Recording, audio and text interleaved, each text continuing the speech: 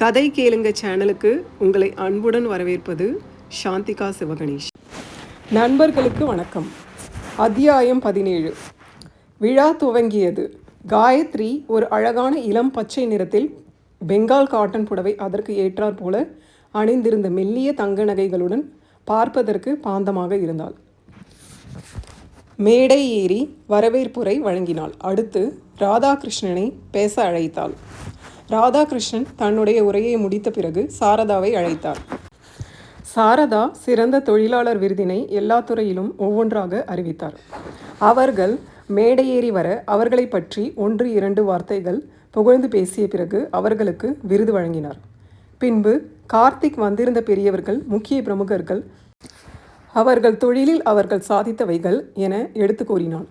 பிறகு சிறந்த தொழிலாளர்கள் விருது பெற்ற அனைவரையும் எவ்வாறு அவர்கள் சிறந்து விளங்கினார்கள் என்பதையும் விரிவாக பேசினான். அவனது பேச்சு எல்லோருடைய கைத்தட்டலையும் பெற்றது. அரங்கமே கைத்தட்டலில் அதிர்ந்தது. ஒவ்வொருவர்களை பற்றியும் யாருக்குமே இதுவரை தெரிந்திராத நல்ல குணங்களை பற்றி கூறினான். காயத்ரிக்கு ஆச்சரியமாக இருந்தது. அரை மணி நேரம் முன்பாக தான் அவன் அந்த பட்டியலை வாங்கினான். அதற்குள் இவர்களை பற்றியெல்லாம் இந்த தகவல்களை இவ்வளவு சீக்கிரம் சேகரித்து விட்டான். எப்படி என்று அவளுக்கு அறிய ஆர்வமாக இருந்தது. சாரதாவிடம் வெளிப்படையாக கேட்டுவிட்டாள். இன்னைக்கு ஃபங்க்ஷனுக்கு வந்திருக்கும் விஐபி எல்லோரையும் கார்த்திக்கிற்கு ஏற்கனவே தெரியும். அப்புறம் எல்லா எம்ப்ளாயீஸ் பற்றியும் அவனுக்கு நல்லா தெரியும். அதுவும் இல்லாமல் நான் அவன்கிட்ட இங்கு நடக்கிற ஒரு சில விஷயத்தை சொல்லுவேன். அதை ஞாபகம் வைத்து கொண்டு கொஞ்சம் நகைச்சுவை கலந்து பேசுகிறதால எல்லோருக்கும் அவனோட பேச்சு ரொம்ப பிடிக்குது என்றார் தன் மகனின் திறமையை பெருமையாக நினைத்தபடி. ரிசப்ஷனிஸ்ட் ரேகா தொகுத்து வழங்கி கொண்டிருந்தாள். டேலண்ட் ஷோ அறிவிக்கப்பட்டது. மேடையிலிருந்து மற்ற அனைவரும் கீழே இறங்கினர். கீழே இறங்கிய ராதாகிருஷ்ணனை பார்த்து சிலர் போன வருஷத்தை விட இந்த வருஷம் ஃபங்க்ஷன் ரொம்ப நல்லா இருக்கு என்று வாயார புகழ்ந்தார்கள். எல்லா பெருமையும் என்னோட மருமகளுக்குத்தான், அவங்க தான் எல்லா ஏற்பாடையும் செய்தது என்றார் பெருமையாக. அதை கேட்ட சிலரது கண்கள் காயத்ரியை பொறாமையாக பார்த்தது. தொழிலாளர்கள் தங்களது திறமைகளை வெளிப்படுத்தி கொண்டிருந்தனர். சிலர் பாடினர், சிலர் ஆடினர், சிலர் கவிதை படித்தார்கள், சிலர் இசைக்கருவியை எடுத்து வந்து அதை வாசித்து காட்டினர். அடுத்தடுத்து காயத்ரி மேடம் இங்கே வந்து நடனமாடப் போகிறார் என்று அறிவிக்கப்பட்டது. கார்த்திக் ஆர்வமாக பார்த்தான். அவள் புடவை முந்தானையை எடுத்து சொருக்கி கொண்டு ஆட ஆரம்பித்தாள். கண்ணாம்பூச்சி நடா என் கண்ணா. பாடலுக்கு நளினமாக அபிநயம் பிடித்து அழகாக பரதநாட்டியம் ஆடினாள். எல்லோரது கண்களும் அவள் மேலே இருந்தது. கார்த்திக்கிற்கு இவளுக்கு பரதநாட்டியம் கூட தெரியுமா என்று யோசித்தபடியே அவளையே பார்த்து கொண்டிருந்தான். சாரதா அவனிடம், என்னோட மருமக எவ்வளோ அழகா ஆடரா இல்லடா என்றார் பெருமையாக. என்னப்பா பதிலையே காணோம், கண்ணை திறந்து கொண்டே கனவா? இப்போ எல்லாம் நீ கண்ணை திறந்து கொண்டே கனவு காண ஆரம்பிச்சிட்ட என்றார் சாரதா அவனை கிண்டல் அடித்தபடி. அவர் கூறியதை கேட்டதும் தான் காயத்ரியை ட்ரீம் கேர்ள் என்று கிண்டல் அடித்தது ஞாபகம் வந்தது. நாமா இப்படி பேச்சு இல்லாமல் தடுமாறுகிறோம் என்று தன்னைத்தானே வியந்தான்.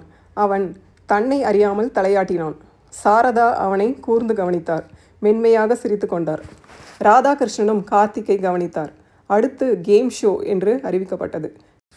கல்யாணமாகி 1 வருடம் முடிந்திராத இளம் தம்பதிகளுக்கான சிறந்த ஜோடி நிகழ்ச்சி அது. ரிசப்ஷனிஸ்ட் ரேகா அந்த போட்டியில் கலந்து கொள்ள விருப்பம் தெரிவித்து இருந்த இளம் தம்பதியர்களின் பெயர்களை படித்தாள். அதில் முதலில் கார்த்திக், காயத்ரி இடம் பெற்றிருந்தனர். அவர்கள் எழுந்து மேடைக்கு சென்றனர். 15 ஜோடிகள் பங்கேற்றனர்.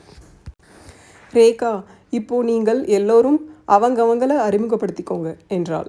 அனைவரும் எழுந்து தங்களை அறிமுகப்படுத்தி கொண்டனர். பிறகு, இப்போ நான் எல்லா ஹஸ்பண்ட் கிட்டையும் ஒரு பேப்பர் கொடுக்க போகிறேன். அதில் சில கொஷின்ஸ் இருக்கும். அதுக்கு நீங்கள் ஆன்சர் எழுதணும். ஒருவன் நடுவில் எழுந்து, ஐயோ, ஸ்கூல் போனால் எக்ஸாம், காலேஜ் போனால் எக்ஸாம், வேலைக்கு போனால் எக்ஸாம் எழுத வேண்டாம்னு பார்த்தா அங்கேயும் எழுத சொல்லி டார்ச்சர் பண்ணுறாங்க. சரி, ரிலாக்ஸ்டாக ட்ரிப் வந்தால் இங்கேயும் எக்ஸாம் என்று நொந்து கொண்டு ஓட முயற்சித்தான். அவனது மனைவி சட்டை காலரை பிடித்து நிறுத்தினாள். அதனை பார்த்து அனைவரும் சிரித்தனர். ரேகா, அந்த மாதிரி எக்ஸாம் இல்லை இது. உங்களை பற்றி சில கொஷின்ஸ் தான் இருக்கும். நீங்கள் அதை எழுதுங்க. வைஃப் எல்லோரும் எழுந்து ஸ்டேஜில் இருந்து கீழே இறங்கி நில்லுங்க என்றாள். மனைவிமார்கள் எல்லோரும் கீழே இறங்க கணவன்மார்களுக்கு அந்த கேள்வித்தாள்களை ரேகா கொடுத்தாள். கார்த்திக் தன்னுடைய கேள்விகளை படித்தான். அதில் அவனுக்கு பிடித்தமான உணவு, பிடித்த இனிப்பு, பிடித்த நிறம், அவனது காலணியின் அளவு, அவனுக்கு பிடித்த கதாநாயகன் கதாநாயகி, அவன் 10ஆம் வகுப்பு மற்றும் 12ஆம் வகுப்பில் எடுத்திருந்த மதிப்பெண்கள், அவனுக்கு பிடித்த பாடம், அவன் பள்ளி பருவத்தில் நடந்த ஒரு சுவாரஸ்யமான சம்பவம் என்று அவனை பற்றி பல பல கேள்விகள் இருந்தன. அதனை படித்த கார்த்திக், இப்போ நல்லா மாட்டிக்கிட்டா, என்னை பற்றி இவளுக்கு எதுவுமே தெரியாது, என்கிட்ட பேசி கொண்டிருந்த போது இவ என்னை பற்றி எதையுமே கேட்டதே கிடையாது, நானும் சொன்னதே கிடையாது, இப்போ எப்படி இதுக்கெல்லாம் பதில் எழுத போகிறா, எல்லாருக்கும் முன்னாடி மானம் போக போகுது, இதுக்கு தான் இந்த போட்டியில் எல்லாம் கலந்துக்க வேணாம்னு நினைச்சேன், நாம் சொன்னால் யார் கேட்குறா என்று நொந்து கொண்டான். எல்லா கணவன்மார்களும் பதில் எழுதிய தாள்களை ரேகாவிடம் கொடுத்தனர். வைஃப், எல்லோரும் மேலே ஏறி வாங்க என்று ரேகா கூப்பிட அவர்கள் வந்தனர். அவர்கள் ஏறி வந்ததும் அந்த தாளில் இருந்த கேள்விகளை கேட்டாள். ஒரு சிலர் சரியாக பதில் சொன்னார்கள், ஒரு சிலர் தவறாக பதில் சொன்னார்கள். அதற்கு ஏற்றாற் போல மதிப்பெண்களை எல்லா ஜோடிகளுக்கும் போட்டாள். அடுத்தது காயத்ரி வந்தாள். அவளிடம் கேள்விகளை ஆரம்பித்தாள். காயத்ரி பெரிய பெரிய கண்களால் திருவென விழிப்பதை பார்க்க ஆவலுடன் காத்திருந்தான் கார்த்திக். ரேகா ஒவ்வொன்றாக கேட்க அவள் எல்லாவற்றிற்கும் சரியான பதிலை கொடுத்தாள். கார்த்திக்கிற்கு திகைப்பு அடங்கவில்லை. கடைசியாக, உங்கள் ஹஸ்பண்ட் சின்ன வயசில் நடந்த ஒரு சின்ன ஆக்சிடென்ட் பற்றி சொல்லுங்க என்றாள். இதற்கு அவள் பதில் சொல்ல வாய்ப்பே கிடையாது என்று நினைத்தான் கார்த்திக். எனினும் அவள் எப்படி சமாளிக்கப் போகிறாள் என்பதை பார்க்க விரும்பினான். அவள் 7th ஸ்டாண்டர்ட் படிக்கும்போது ஃப்ரெண்ட்ஸோட சைக்கிள் ரேஸ் போனபோது எதிரில் வந்த பைக்கை கவனிக்காமல் அது மேலே மோதி கீழே விழுந்து காலில் அடிபட்டு கொஞ்ச நாள் நடக்க முடியாமல் கஷ்டப்பட்டாங்க என்றாள். கார்த்திக்கும் இதையே தான் எழுதியிருந்தான். அவனுக்கு ஆச்சரியமாக இருந்தது. அவளை பற்றி அவனுக்கு எதுவுமே தெரியாது. அப்படி இருக்க அவளுக்கு அவனை பற்றி எல்லாமே தெரிந்திருக்கிறது. அதுவும் தான் சொல்லாமல் எப்படி இவளுக்கு இதெல்லாம் தெரிந்திருக்கும் என்று யோசித்தான். ரேகா தொடர்ந்தாள். சரி, இப்போதைக்கு 5 ஜோடிகள் எல்லாத்துக்கும் பதில் கரெக்டாக சொல்லி ஒரே மார்க் வாங்கியிருக்கீங்க. இப்போது டின்னர் பிரேக். டின்னர் முடிஞ்சதுக்கு அப்புறம் ஹஸ்பண்ட் கேம் இருக்குது, அது முடிஞ்சதும் ரிசல்ட் என்று இடைவேளையை அறிவித்தாள். தாயிடம் யோசித்ததை விசாரித்தான். அவர், ஆமாம்ப்பா, நான் தான் எல்லாமே சொன்னேன், ஆனால் நானாக சொல்லலை, அவள் கல்யாணம் ஆன நாளில் இருந்து உன்னை பற்றி கேட்டுக்கிட்டே இருப்பா. உன்னோட சின்ன வயசில் நீ செய்த குறும்புகளை பற்றி நான் சொல்லும்போது அவள் அவ்வளவு ஆர்வமாக கேட்பா என்றார். அவள் மாட்டிக்கிட்டு முழிக்க போகிறா, நாம் வேடிக்கை பார்க்கலாம் என நினைச்சா இப்போது நான் மாட்டிக்கிட்டு முழிக்க போகிறேன். சரி, இந்த டின்னர் டைமில் அவகிட்ட பேசி அவளை பற்றி தெரிஞ்சுக்கலாம் என்று நினைத்து கொண்டிருக்கும் போதே அம்மா என்று சாரதா அலறினார். திரும்பியவன் தாய் தடுமாறுவதை பார்த்தான். தாயின் கால் மேடையில் போடப்பட்டிருந்த விரிப்பில் சிக்கிக்கொள்ள தாய் தடுமாறி கீழே விழப்போனார். விழாமல் இருக்க வலது கையை ஊன்ற அவரது உடல் முழு எடையும் அவர் கையில் இறங்க தாங்க முடியாமல் கை மணிக்கட்டு திரும்பியது. கார்த்திக் அவரை தாங்கி பிடித்தான். கை மணிக்கட்டில் நல்ல வலி. தாங்க முடியாமல் சாரதா தவித்தார். மணிக்கட்டு நன்றாக வீங்கிவிட்டது. காயத்ரியும் ராதாகிருஷ்ணனும் என்னாச்சு அத்தை, என்னாச்சுமா என்று கேட்டுக்கொண்டே அவர் அருகினில் வந்தார்கள். கார்த்திக் விபரம் கூற ராதாகிருஷ்ணன் குடும்ப மருத்துவருக்கு செல்போனில் தொடர்பு கொண்டார். ஹலோ டாக்டர், சாரதாவுக்கு மணிக்கட்டில் அடிபட்டிருக்கு, நீங்கள் இங்கே வரீங்களா என்றார். வீங்கி இருக்கா என்று கேட்டார் டாக்டர். ஆமாம், வீங்கி இருக்கு. நான் அங்கு வரதை விட அவங்க இங்கே வர்றது தான் நல்லது. வீங்கி இருக்குன்னு சொல்கிறீங்க, ஒரு வாட்டி எக்ஸ்ரே எடுத்து பார்த்து விடுவது தான் நல்லது என்றார். ராதாகிருஷ்ணன் விவரத்தை கோரி மருத்துவமனை செல்வதற்கு சாரதாவை அழைத்தார். சாரதா முனகி கொண்டே எழுந்து நிற்கவும் கார்த்திக் நானும் வரேன் என்றான். சாரதா, இல்லைப்பா, நாங்கள் போயிட்டு ஒரு அரை மணி நேரத்தில் வர முடியுமான்னு தெரியல, அதனால் ஒருவேளை நாங்கள் வர்றதுக்கு முன்னாடியே பிரேக் முடிஞ்சிடுச்சுன்னா ஃபங்க்ஷனை நீயும் காயத்ரியும் சேர்ந்து முடிச்சுட்டு வாங்க என்று கூறிவிட்டு சாரதா சென்றார். இதையெல்லாம் பார்த்து கொண்டிருந்த ராஜேஷ் அங்கு வந்து, மேடம் வாங்க சாப்பிடலாம் என்று சாப்பிட கூப்பிட்டான். காயத்ரி, நீங்கள் போங்க, நான் ரெஸ்ட் ரூம் போயிட்டு வந்துடுறேன் என்று கூறிவிட்டு சென்றாள். ரெஸ்ட் ரூமில் இருந்து வெளியே வந்தவள் அங்கு ஒரு பெண்மணி ஹோட்டலில் வேலை செய்யும் 2 பெண்களிடம் கத்தி பேசி கொண்டிருப்பது கேட்டது. அவர்கள் அருகில் சென்று என்ன என்று விசாரித்தாள்.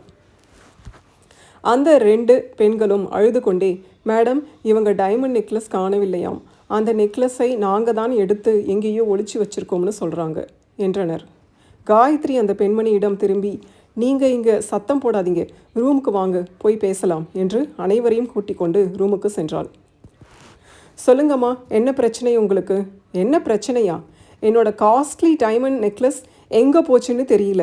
இங்கே 2 பேரும் அந்த நெக்லஸ் ரொம்ப நல்லா இருக்குன்னு பேசி கொண்டு இருந்தது என் காதில் விழுந்துச்சு. அதனால தான் இவங்க கிட்ட விசாரித்தேன். இதுங்க வாயை திறக்க மாட்டேங்குதுங்க என்றால் கோபமாக அவர்களை பார்த்து முறைத்தபடி. இவங்க 2 பேரை பற்றியும் எனக்கு நல்லா தெரியும், அப்படி செஞ்சிருக்க மாட்டாங்க என்றால் காயத்ரி உறுதியாக. அந்த 2 பெண்களுக்கும் கொஞ்சம் ஆறுதலாக இருந்தது. நன்றி கலந்த பார்வையுடன் காயத்ரியை பார்த்தனர். அப்போ வேற யாராவது பண்ணியிருப்பாங்கன்னு சொல்கிற? அப்போ இங்கே இருக்கிற எல்லாரையும் கூப்பிடுங்க, எல்லாரையும் நான் செக் பண்ணணும் என்றால் விடாப்பிடியாக. இங்கே நிறைய விஐபி வந்திருக்காங்க, அவங்கள செக் பண்ணால் நல்லா இருக்காது. நீங்கள் கொஞ்சம் டைம் கொடுங்க, நான் உங்கள் நெக்லஸை கண்டுபிடிச்சு தரேன். நான் எதுக்கு வெயிட் பண்ணணும்?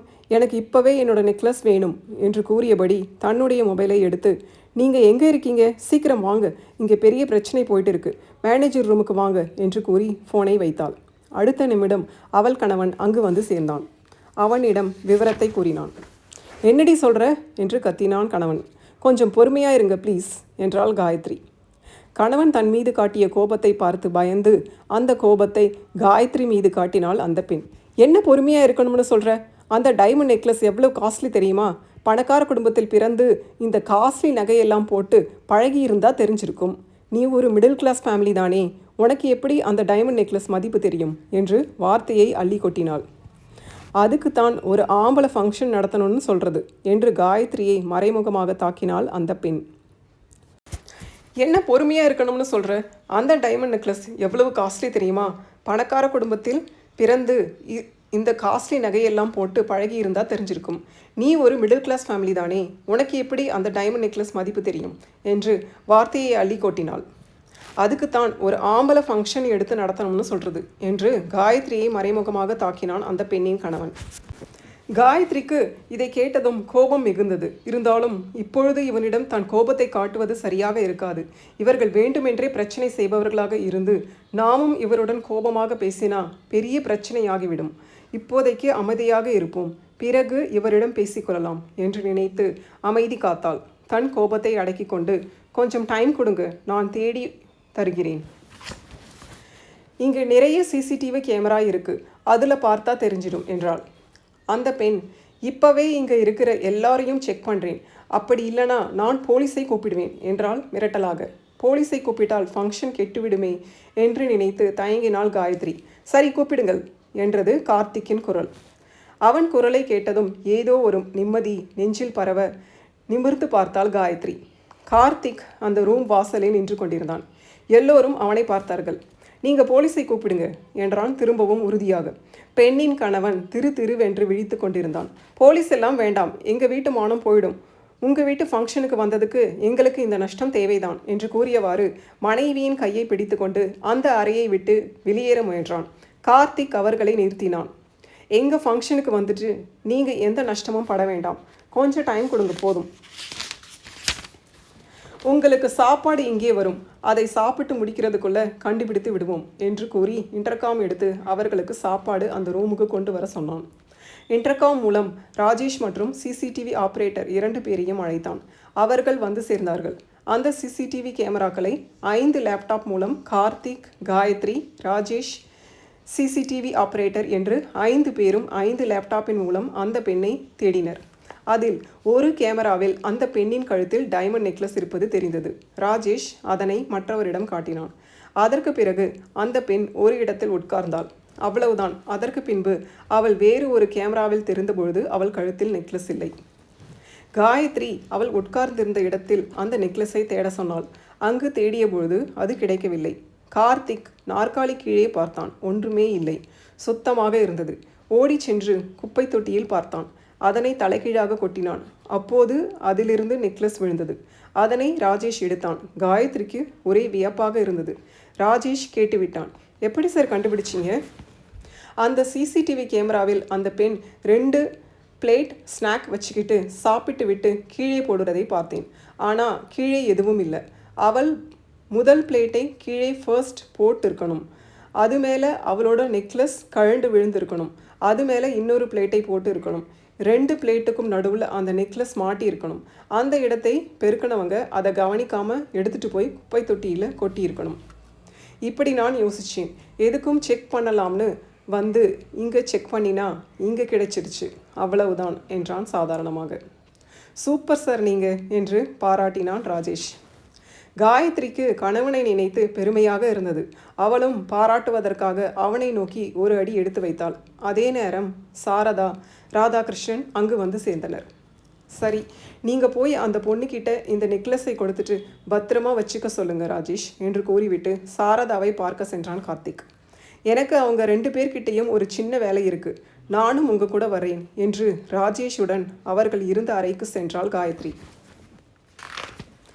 ராஜேஷ் நெக்லஸை அந்த பெண்ணிடம் கொடுத்தான். இதோ உங்களுடைய நெக்லஸ். இந்த மாதிரி நெக்லஸ் போட்டு எனக்கு பழக்கம் கிடையாது. ஆனால் மற்றவங்க மனசு கஷ்டப்படுத்தாத மாதிரி பேசி பழகி இருக்கேன். அதனால தான் நீங்கள் இவ்வளவு பேசினதுக்கு அப்புறமும் நான் பொறுமையாக உங்களுக்கு பதில் சொல்லிக்கிட்டு இருக்கேன். நீங்கள் தவறவிட்ட நெக்லஸ் உங்களுக்கு இப்போது கிடைச்சிடுச்சு. நீங்கள் தவறவிட்ட வார்த்தையை நீங்கள் இப்போது வாங்கிக்க முடியுமா என்றாள். அந்த பெண் மௌனமாக தலை குனிந்தாள். அந்த பெண்ணின் கணவன் பக்கம் திரும்பினாள். பொம்பளைங்க சங்க காலத்தில் இருந்து இந்த காலம் வரைக்கும் சாதனை பண்ணிக்கிட்டு தான் இருக்காங்க. அதனால் பொம்பளைங்களை குறைச்சி எடை போடாதீங்க. பொண்ணுங்களை பற்றின உங்களோட அபிப்பிராயத்தை பார்த்ததுக்கப்புறம் உங்கள் பொண்டாட்டியை நினச்சி எனக்கு பாவமாக இருக்குது. இனிமேலாவது பொண்ணுங்களை பற்றின உங்களோட அபிப்பிராயத்தை மாற்றிக்கோங்க. அதுதான் எல்லோருக்கும் நல்லது என்று முடித்தாள். சாரதாவை பார்க்க சென்றாள்.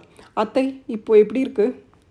ஒன்றும் பெரிய பிரச்சனை இல்லை. 10 நாளைக்கு மணிக்கட்டுக்கு கொஞ்சம் ரெஸ்ட் கொடுத்தா போதும் என்று தான் சொன்னார். கையை 10 நாளைக்கு அசைக்காமல் வச்சிருக்க சொன்னார். டாக்டர் பெயின் கில்லர் கொடுத்துருக்கிறார். அதனால் பெயின் ஒன்றும் தெரியலை.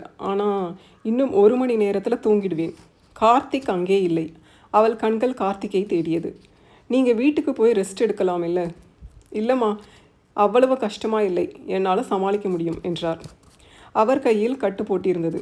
அதனை புடவை முந்தானையால் மூடி வைத்திருந்தார். ஒரு சிலர் அடிபட்டது தெரிந்து அவரை விசாரித்துவிட்டு சென்றனர். சாரதா சோர்வாக தெரிந்தார். ராதாகிருஷ்ணன், ஒன்றும் கவலைப்படாத சாரதா, நான் உன்னை பக்கத்தில் இருந்து பார்த்துக்கிறேன் என்று ஆறுதல் கூறினார். உங்களுக்கு டெல்லி மீட்டிங் இருக்குது, நீங்கள் நாளைக்கு கிளம்பணும். ஆமாம், ஆனால் உன்னை இப்படி விட்டுட்டு எப்படி தான் நான் போகிறது? அதை கேன்சல் பண்ண போகிறேன். வேண்டாம் வேண்டாம், அது ரொம்ப முக்கியமான மீட்டிங். நம்ம பிஸ்னஸ் வளர்ச்சிக்கு ரொம்ப முக்கியம். நீங்கள் போயிட்டு வாங்க மாமா, நான் பார்த்துக்கிறேன். உனக்கு இங்கே வேலை இருக்கும் காயத்ரி. 2ஐயும் என்னால் சமாளிக்க முடியும் மாமா, நான் பார்த்துக்கிறேன் என்றாள் காயத்ரி. அம்மா, உங்களுக்கு சாப்பாடு எடுத்துகிட்டு வந்திருக்கேன் என்று கூறியபடி கார்த்திக் அங்கு வந்தான். இல்லைப்பா, மாத்திரை போடுவதற்காக நான் ஹாஸ்பிட்டலிலேயே சாப்பிட்டு விட்டேன் என்றார் சாரதா. 1/2 மணி நேரம் முடிந்திருக்க ரேகா காயத்ரியிடம் கேட்டுக்கொண்டு அனைவரையும் மேடைக்கு அழைத்தார். எல்லோரும் மேடைக்கு வந்த பிறகு, இப்போது ஹஸ்பண்ட் எல்லாரும் ரெடியாக இருக்கீங்களா? எஸ் எஸ் எஸ் என்று உற்சாகமாக எல்லோரும் குரல் எழுப்பினர். கார்த்திக்கிற்கு அப்போதுதான் அவன் கேட்க நினைத்தவைகளை காயத்ரியிடம் கேட்கவே இல்லை என்பது நினைவுக்கு வந்தது. ஆனால் இதற்கு மேல் எதுவும் செய்ய முடியாது என்று அமைதியாக உட்கார்ந்து விட்டான். என்ன, எல்லாரும் அவங்கவுங்க ஒய்ஃப் பற்றி எல்லாத்தையும் கேட்டு தெரிஞ்சுக்கிட்டீங்களா? எஸ் எஸ் எஸ் என்று கணவன்மார்கள் குரல் கொடுத்தனர். இங்கே தான் ஒரு ட்விஸ்ட் இருக்குது. நான் உங்கள் ஒய்ஃபை பற்றி கேட்க மாட்டேன். அது உங்களுக்கான டாஸ்க் இல்லை. இப்போது ஹஸ்பண்ட் அவங்க பொண்டாட்டியை தூக்கிக்கிட்டு இந்த பெரிய மேடையை ஒரு ரவுண்ட் அடிச்சிட்டு என் கையில் இருக்கிற இந்த மாலையை ஹஸ்பண்ட் வாங்கி பொண்டாட்டிக்கு போடணும். என்கிட்ட ஒரே ஒரு மாலை தான் இருக்குது. முதல்ல வரவங்களுக்கு தான் இந்த மாலை. அவங்க தான் வின் பண்ணுவாங்க. யுவர் டைம் ஸ்டார்ட்ஸ் நவ் என்றாள். இவன் எங்கே நம்மை தூக்கிக்கிட்டு நமக்கு மாலை போடுறது? இதெல்லாம் நடக்கிற காரியமா என்று நினைக்கும் போதே அவளை பற்றி தூக்கினான். வெகு இலகுவாக அவளை தூக்கி கொண்டு ஓடினான். அவளால் நம்ப கூட முடியவில்லை. ஓடி சென்று அந்த மேடையை ஒரு ரவுண்ட் அடித்துவிட்டு ரேகா கையில் இருந்த பூ மாலையை வாங்கி காயத்ரியின் கழுத்தில் போட்டான். கைத்தட்டும் சத்தத்தினால் அரங்கமே அதிர்ந்தது. ரேகா, ஏற்கனவே காயத்ரி மேடம் எல்லாத்துக்கும் கரெக்டாக பதில் சொல்லி ஃபுல் மார்க் வாங்கியிருந்தாங்க. இப்போது நீங்கள் இந்த ரவுண்ட் முதல்ல முடிச்சிட்டீங்க சார். அதனால் காயத்ரி மேடம் கார்த்திக் சார் ஜோடி தான் வின்னர் என்று அறிவித்தாள். சாரதாவுக்கு அவர்கள் இருவரும் வெற்றி பெற்றதை நினைத்து ஆனந்தமாக இருந்தது. இதைப்போல வாழ்க்கையில் வெற்றி பெற வேண்டும் என்று கடவுளை வேண்டிக் கொண்டார். விழா முடிந்து அனைவரும் வீட்டுக்கு திரும்பினர். சாரதா வண்டியிலேயே உறங்கிவிட்டார். வீடு வந்ததும் அவரை கைத்தாங்கலாக அழைத்து சென்று அறையில் தூங்க வைத்தான் கார்த்திக். ராதாகிருஷ்ணன், காயத்ரி, கார்த்திக் போய் தூங்க, ரொம்ப டயர்டாக இருக்கீங்க என்று கூறிவிட்டு அவரது அறைக்கு சென்றார். கலா அம்மா எல்லோருக்கும் அறையில் தண்ணீர் எடுத்து வைத்துவிட்டு அவரது அறைக்கு சென்று தூங்க சென்று விட்டார். காலையிலிருந்து ஹோட்டல் ஃபங்க்ஷனில் வேலை செய்து கொண்டிருந்த அவர் படுத்தவுடன் உறங்கிவிட்டார். இரவு உடைக்கு மாறிய காயத்ரி சோர்வினால் உறங்கிவிட்டாள். படுக்கையில் விழுந்த கார்த்திக்கிற்கு காயத்ரியின் நடன அசைவுகள் ஞாபகம் வந்தது. அதனை நினைத்து கொண்டே உறங்கி போனான். இரவு 1 மணி அளவில் ஏதோ ஆள் அரவம் கேட்டு எழுந்தான் கார்த்திக். காயத்ரி பக்கம் திரும்பினான். அங்கு அவள் இல்லை. இந்த நேரத்தில் இவ எங்கே போயிருக்கா என்று நினைத்து கொண்டே அறையிலிருந்து வெளியே வந்து பால்கனியின் தேடினான். அவள் இல்லை. கீழே இறங்கி வந்தான். ஹாலில், தோட்டத்தில் தேடினான். அங்கும் அவள் இல்லை. அப்புறம் எங்கே போயிருப்பா என்று யோசித்தவாறு நின்று கொண்டிருந்தான். அப்போது சமையலறையில் யாரோ பாத்திரத்தை உருட்டுவது போல சப்தம் கேட்டது. இந்த நேரத்தில் கலா அம்மா என்ன செஞ்சுட்டு இருக்காங்க என்று நினைத்தவாறு சமையலறைக்கு சென்றான். அங்கே காயத்ரி ஃப்ரிட்ஜை திறந்து எதையோ தேடிக்கொண்டிருந்தாள். ஒரு ஆப்பிள் பழத்தை எடுத்து வந்து அங்கு இருந்த நாற்காலியை இழுத்தாள். தூக்க கலக்கமும் பசியும் சேர்ந்து கொள்ள அவளுக்கு கண்கள் இருட்டி கொண்டு வந்தது. இழுத்தவள் தடுமாறி கீழே விழப்போனாள். நாற்காலி அவள் மேல் விழப்போனது. கார்த்திக் ஓடி வந்து அந்த நாற்காலியை அந்த பக்கம் தள்ளிவிட்டு அவள் தலை தரையில் விடாமல் தன் மடியில் சாய்த்து கொண்டு உட்கார்ந்தான். அவளுக்கு மங்கலாக அவன் தெரிந்தான். அவளை எழுப்பி பக்கத்தில் இருந்த நாற்காலியில் உட்கார வைத்தான். அப்போதுதான் அவனுக்கு ஞாபகம் வந்தது, அவள் அன்று இரவு உணவு அவனுடன் சாப்பிடவில்லை என்பது. அவளை பார்த்து, மதியானம் சாப்பிட்டியா என்றான். அவள் மயக்கத்தில் இல்லை என்பது போல தலையை ஆட்டினாள். இந்த நாவலின் அடுத்த பகுதியை நாம் அடுத்த ஆடியோவில் பார்க்கலாம். இந்த கதை உங்களுக்கு பிடிச்சிருந்தா லைக் பண்ணுங்கள், ஷேர் பண்ணுங்கள், கமெண்ட் பண்ணுங்கள், சப்ஸ்கிரைப் பண்ணுங்கள். நன்றி நண்பர்களே.